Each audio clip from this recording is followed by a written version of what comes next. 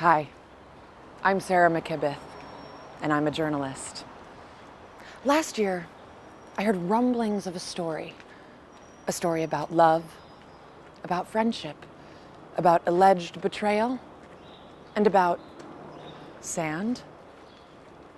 I give you the story of Graham Hazzard, a local resident of Brooklyn, New York, who became so passionate about a fictional world, so passionate that some might say it became nonfiction. Well, I'll let him take it from here. Hi. I saw Dune on October 24th, 2022. Looking back, it was the most important day of my life. Before seeing the movie, I was a bit lost. I didn't have what you call a purpose. Dune showed me a path.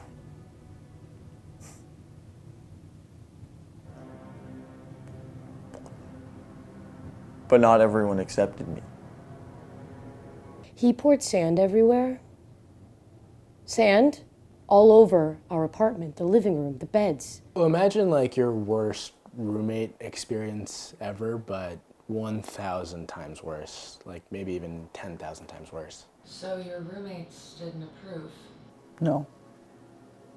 Their reaction was not favorable. They criticized me, and I felt persecuted, not unlike Paul, who, while under the thumb of the dreaded Harkonnens, didn't succumb, didn't falter, didn't waver. Well, nor did I. During that time, they literally reminded me of the Harkonnens. Just gotta harvest it. We definitely weren't acting like Harkonnens. I can say that with 100% certainty. Like, Harkonnen culture is everything that we stand against. Yeah. No, we hate the Harkonnens, right? Who doesn't hate this is not the point. The point is... So we went to the movie, and immediately Graham pounded like a whole jumbo-sized Pepsi and Milk Duds. It was kind of disgusting. And then he was just like high as fuck off of sugar the whole time. Honestly, he was pretty sleep deprived from the night before because he'd been working on this really awful song. I don't know if you've heard it. If he hasn't shown it to you yet, he almost certainly will. I'm a musical artist, right? I mean, during that time, I was working on a new groundbreaking single. It was a love song, actually, for Sabrina.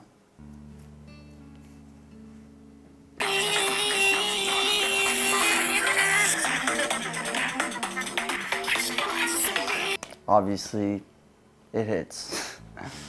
And obviously, it's for Sabrina. We had a pretty iconic romance in the house. A will they, won't they thing.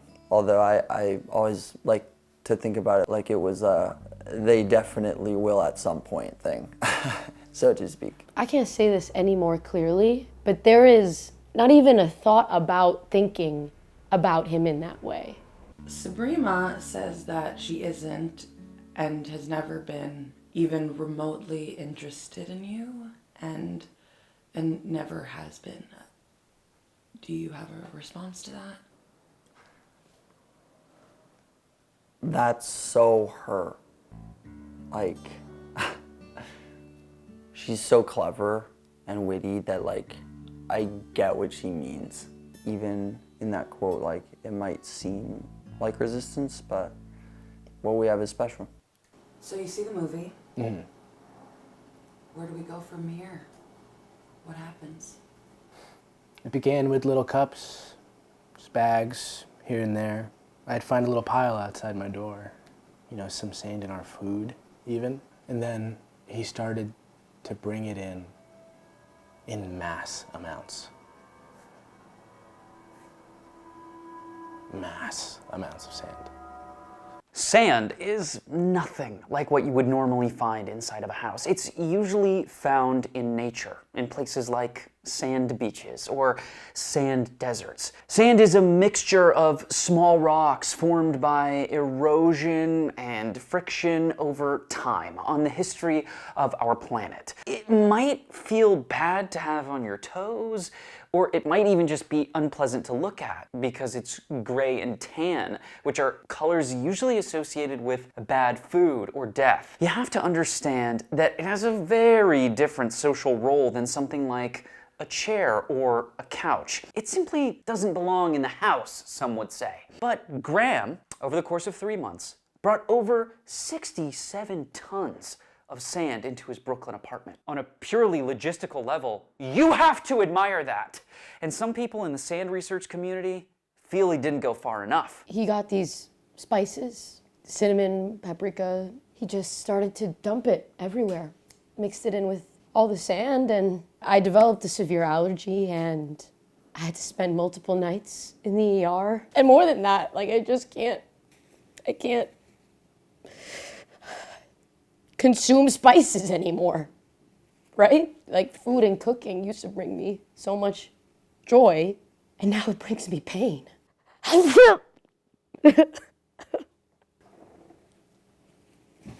Spice melange. The most important material in the Dune universe. It has the power to expand consciousness, provide prescient visions, allow for interstellar travel, higher vitality. I mean, too many benefits to even name. And they were criticizing me for that? Like, what? You know what I mean?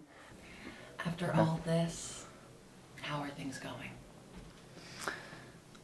Really good, actually. I found a new roommate, someone who's also interested in sand-based living. We share a lot of the same interests. You've actually met him. It's Jacob. Oh, it's you. How's it going? Living together. Really good, I think. Yeah. It's been a very fruitful experiment. Graham is an extremely willing subject and a great roommate. He's the inspiration for my latest research project, the effects of sand on life, happiness. We're finding incredible, positive correlations. Incredibly exciting for the field. Yeah, and Jacob's likewise been a huge inspiration and an encourager for my new musical direction. I'm searching for ways to use music to inspire people to achieve higher levels of life happiness through sand-based living.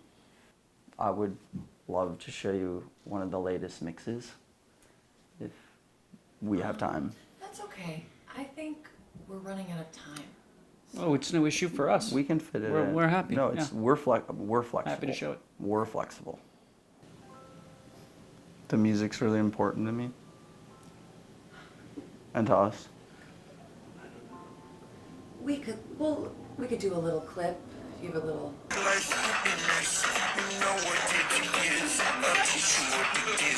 Have you heard of string theory?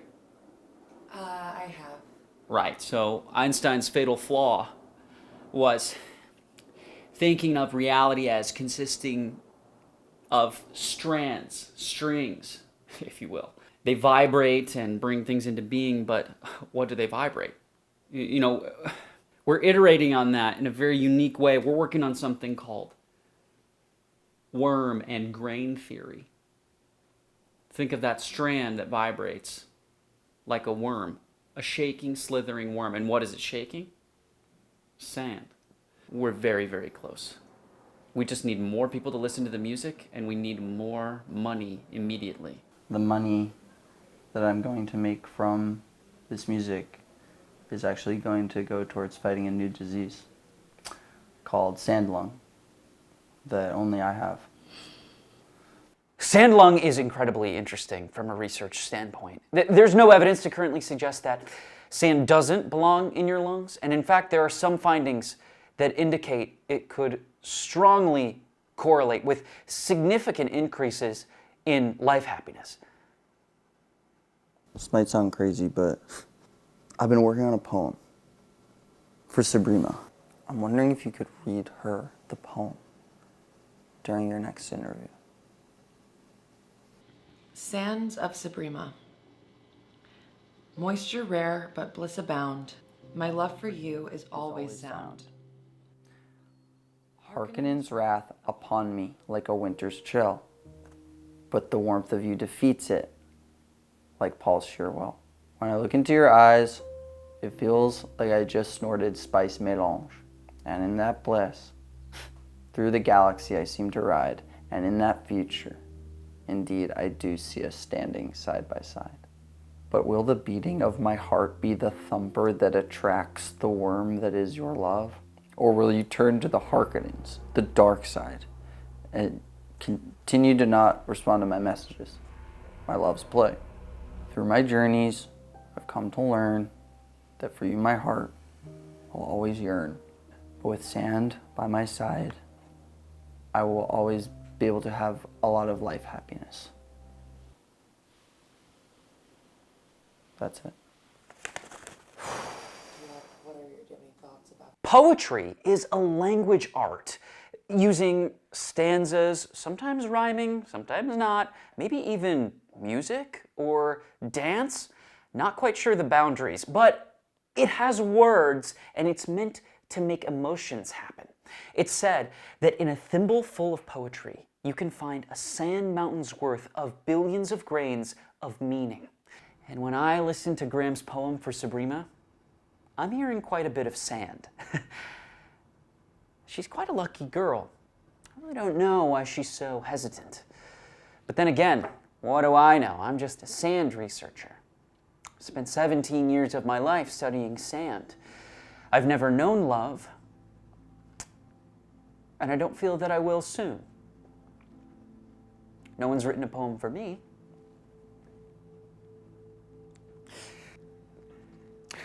Yes, poetry stirs my heart. What of it? I'm a man, aren't I? Sabrima, you fool! I don't know, look, I feel sorry for the guy. You know, obviously something's not right.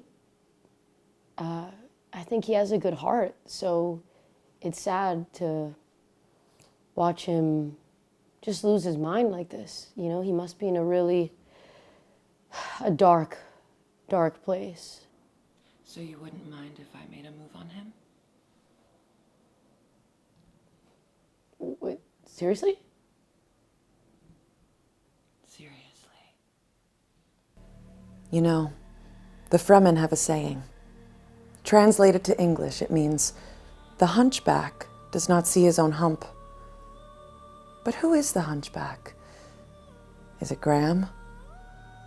Is it me? Or is it you?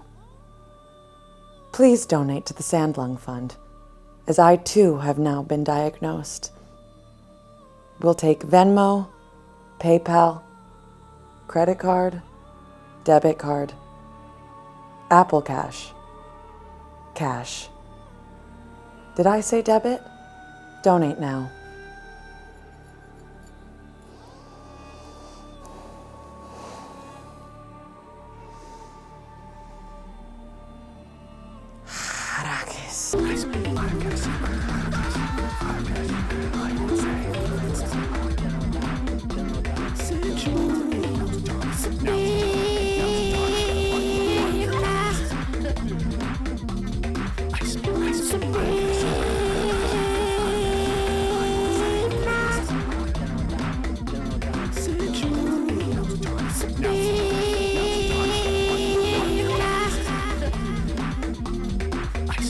Sabrina.